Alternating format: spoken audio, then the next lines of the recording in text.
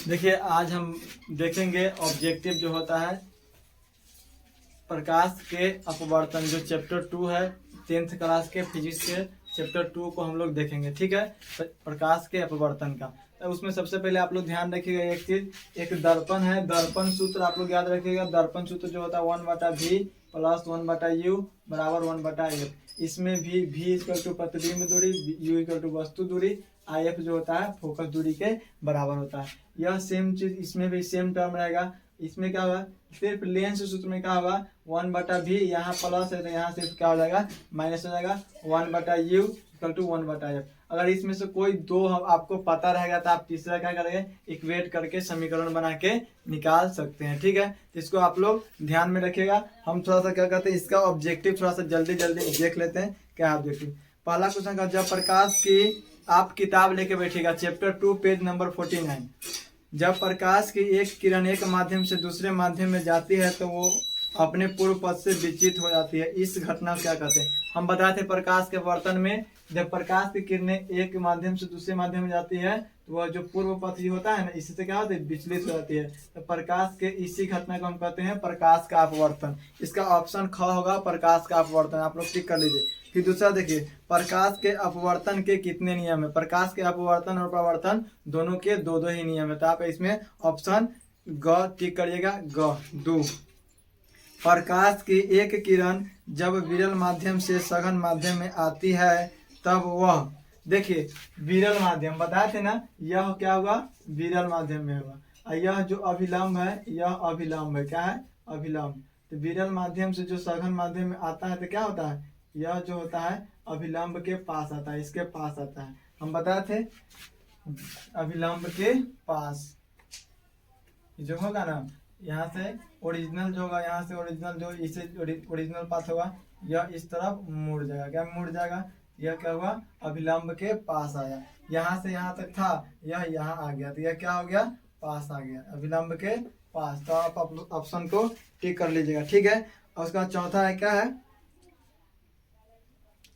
4, जब प्रकाश की एक किरण दो माध्यम को अलग करने वाली सतह पर लंबवत पड़ती है तो, देखिए जब प्रकाश की किरण, देखिए यह है किरण, यह एकदम 90 डिग्री पर यहाँ पे क्या होगी आपतित होगी। तो यह बिना न दाएं जाएगी न बाएं, न दाएं न बाएं, यह क्या और सीधे चल देगी। क्या हो गए सीधे चल देगी। तो इसमें आप लोग टिक कर लीजिए अपने ऑप्शन को। ठीक है, अभिलंब बिना मुड़े सीधी निकलती है। क्या होता है बिना मुड़े सीधी निकलती है।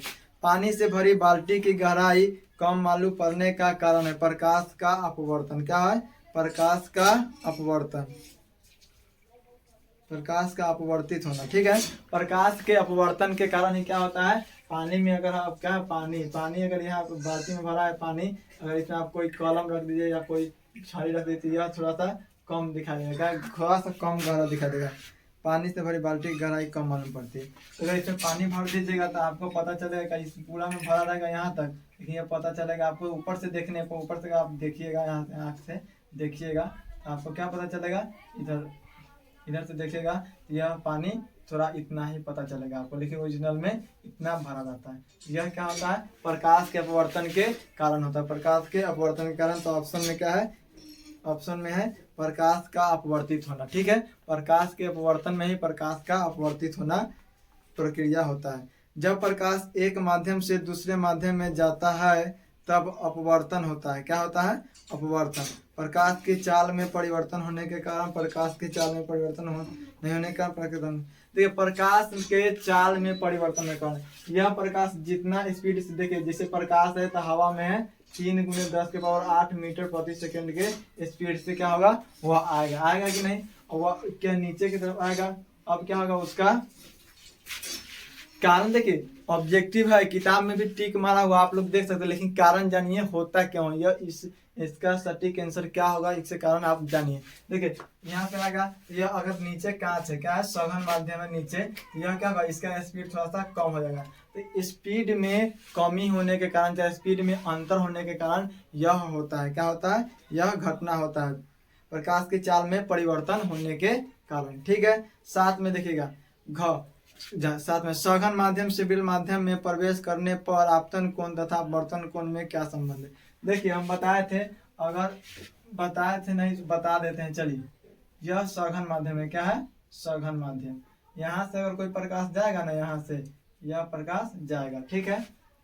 यहाँ पे क्या है? अभिलंब है, यह अभिलंब है, ठीक है। यह जैसे जाएगा ना, यह क्या होगा यहाँ से, और इधर से जो प्रकाश जाएगा ना, यह जो प्रकाश जाएगा यह और क्या होगा, थोड़ा सा और दूर निकल जाएगा। यह जो डायरेक्शन है यह थोड़ा सा और दूर निकल जाएगा। क्या निकल जाएगा? दूर निकल जाएगा, ठीक है। तो इसमें आपका क्या रिलेशन है आप देख लीजिए। सबसे पहले जब सघन माध्यम से विरल माध्यम में जाता है तो अभिलंब से दूर भागता है। देखिए पता है कि प्रकाश के किरणें विरल माध्यम से सघन माध्यम आता है तो अभिलंब की तरफ झुक जाता है, लेकिन जब सघन माध्यम से विरल माध्यम में जाता है तो अभिलंब से और दूर जाता है। तो जिस एंगल से यह जाएगा, क्या होगा, जिस एंगल से, अगर यह क्या है कोण, अगर यह कोण है आर, क्या है, आई लिखिए, इसको आई लिखिए, ठीक है। कोण आई इधर से जा रहा है, इधर से जा रहा है अब, तो उधर क्या होगा, अभिलंब। तो एंगल जो बनेगा ना, यह बनेगा आर। तो आर क्या होगा, आर ग्रेटर होगा आई, आर ग्रेटर होगा, ठीक है। आर बड़ा होगा आई से, ठीक है। तो दिया है आपतन कोण बड़ा होता है। इसमें क्या था, आपतन कोण नहीं बड़ा होगा, अपवर्तन कोण बड़ा होगा। क्या होगा? ग, ऑप्शन ग टिक करिएगा, ऑप्शन ग, अपवर्तन कोण बड़ा होता है। देखिए 8 में देख लीजिए, जब प्रकाश की किरण हवा से कांच में प्रिज्म की अपवर्तनांक सतह से होकर प्रवेश करती हुई दूसरी अपवर्तन सतह से होकर बाहर निकलती है तब वह मुड़ जाती है। देखिए प्रिज्म के जब प्रकाश की किरण हवा से कांच के प्रिज्म की अपवर्तनांक के सतह से होकर, देखिए अपवर्तनांक सतह से बाहर जाती निकलती तब वह मुड़ जाती है। देखिए प्रिज्म में जाएगा, हवा से क्या होगा, हवा है, हवा से प्रिज्म में जाएगा। हवा प्रिज्म के शीर्ष की ओर, प्रिज्म के आधार की ओर किरण के मुड़ने का कोई नियम नहीं। देखिए प्रिज्म के आधार, अगर इधर यहाँ पे क्या है, यह माध्यम है, क्या एक जिसे माध्यम मान लीजिए, यहाँ पे माध्यम है, इधर से प्रकाश हम भेजेंगे, ठीक है। यह प्रकाश ये प्रिज्म पर टकराएगा, क्या होगा, मान लीजिए कोई प्रिज्म है यहाँ पे दिया हुआ है, प्रिज्म से टकराएगा, ठीक है। यह क्या होगा, इसके आधार की ओर झुक जाएगा। क्या होगा, इसके आधार की ओर झुक जाएगा, ठीक है। हमारा क्वेश्चन था आपको। चलिए 8वां हो गया।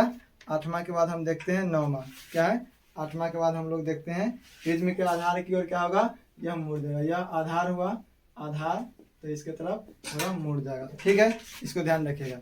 फिर हम लोग क्या कहते हैं, क्योंकि प्रिज्म में जो प्रकाश के चाल होगा ना, हवा के चाल से कम होगा। क्या होगा, कम होगा। अब देखते 9वां, किसी बिंदु वस्तु से निकल कर किरणें किसी लेंस से अपवर्तित होकर जिस बिंदु पर मिलती है उसे कहते हैं। तो किसी बिंदु वस्तु से निकल कर किरणें किसी लेंस के अपवर्तित होकर जिस बिंदु पर मिलती है, किसी बिंदु से निकल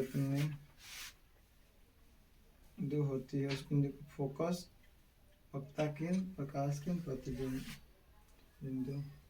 देखिए कोई भी क्या होगा, कोई भी लेंस से अगर क्या होगा, लेंस मान लीजिए उत्तल हो चाहे अवतल हो, उत्तल लेंस हो या अवतल लेंस हो, ठीक है। किसी भी लेंस से क्या होगा, किरण क्या होगा, टकराएगा। यहाँ से टकरा के यह निकलेगा ना, तो यह क्या हो जाएगा, एफ होगा। क्या होगा, फोकस होगा।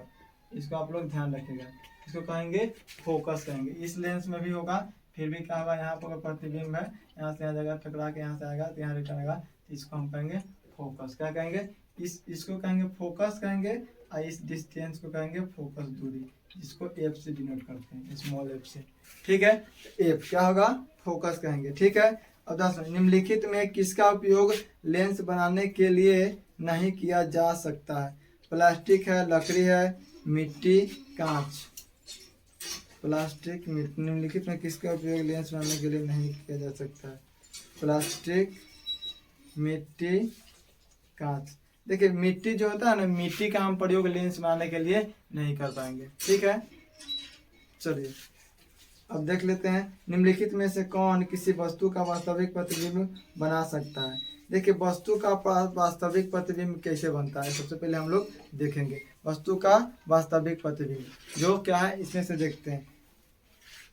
उत्तल लेंस, उत्तल लेंस में जैसे होता है वस्तु का वास्तविक प्रतिबिंब बनता है। सबसे पहले देख, दर्पण जो होता है ना, दर्पण, अवतल दर्पण का बिहेव होता है, अवतल जो दर्पण होता है ना, अवतल दर्पण, उसका बिहेव होता है उत्तल लेंस की तरह। क्या होता है? उत्तल लेंस की तरह वह बिहेव करता है। इसको आप लोग देखिएगा। यह कह क्या रहा है, निम्नलिखित में कौन किसी वस्तु का वास्तविक प्रतिबिंब बना सकता है? तो जो है उत्तल लेंस, इसका क्या होता है? वास्तविक प्रतिबिंब। वास्तविक प्रतिबिंब क्या होता है? जिसे कोई भी वास्तविक होता है ना, जो यहाँ पे कोई वस्तु रखा हुआ है, इसका क्या है, इसका इससे क्या होगा, यहाँ पे बनेगा, यहाँ पे कोई लेंस है, क्या है?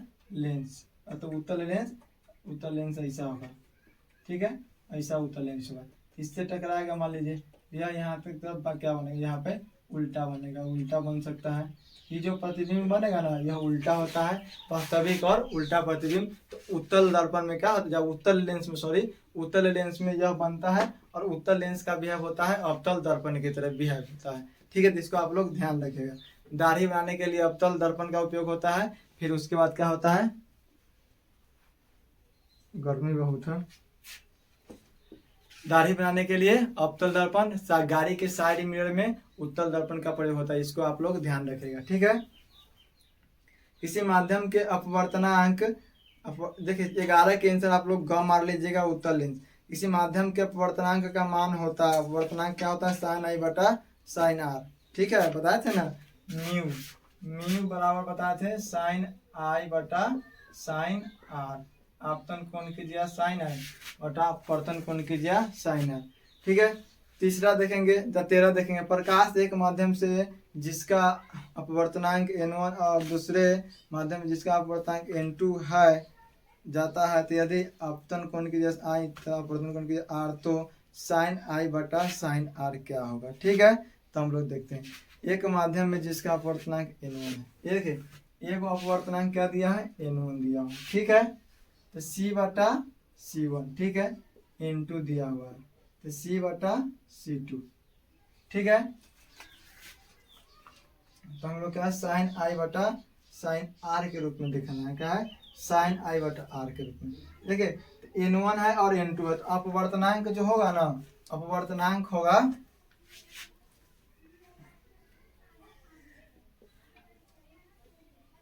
म्यू जो होगा ना, n1 और n2, n1 बटा n2। तो इसका जो साइन आई बटा साइन के आर के टर्म में आएगा, इसका क्या होगा? इसका उल्टा हो जाएगा, क्या होगा? इसका उल्टा हो जाएगा, साइन आई बटा साइन आर, मतलब ये क्या होगा? अपवर्तनांक पर, ठीक है। अपवर्तनांक हमको पता है, क्या है? हमको पता है। तो साइन आई, देखिए इसको हम क्या करेंगे, n1 बटा n2 कर दीजिए, ठीक है। n1 बटा n2 मतलब c1 c1 बटा c2, c से c खत्म हो जाएगा, c2 ऊपर चला जाएगा, c2 बटा c1, क्या होगा? c2 बटा c1, तो मतलब n2 बटा n1 क्या होगा? n2 बटा n1, जो अपवर्तनांक होगा n2 बटा n1 के बराबर आएगा, क्या आएगा? n2 बटा n1 के बराबर आएगा, ठीक है। और उसका देखते हैं हम लोग 14 नंबर क्वेश्चन। क्या देखते हैं? 14 नंबर क्वेश्चन। 14 में क्या है, किसी द्रव में रखे हुए कांच के आयताकार स्लैब से होकर किरणों के पथ नीचे दिखाए गए चित्र के अपवर्तनांक कितना, तो द्रव का अपवर्तनांक होगा। देखिए कांच दिखाया गया है, इसमें कांच और द्रव दो है, ठीक है। तो उसमें हमको निकाल अपवर्तनांक 1.5 दिया है, कांच का अपवर्तनांक। तो इसको मिटाते हैं सबसे पहले। देखिए ऑप्शन आप लोग अपना बना के टिक कर लीजिएगा, कोई दिक्कत नहीं। प्रत्येक सवाल को लिख लीजिए, कौन कैसे होगा उसको नहीं, अगर समझ में आता है तो उसको देख लीजिए, ना तो समझ में आ गया। अगर दिमाग में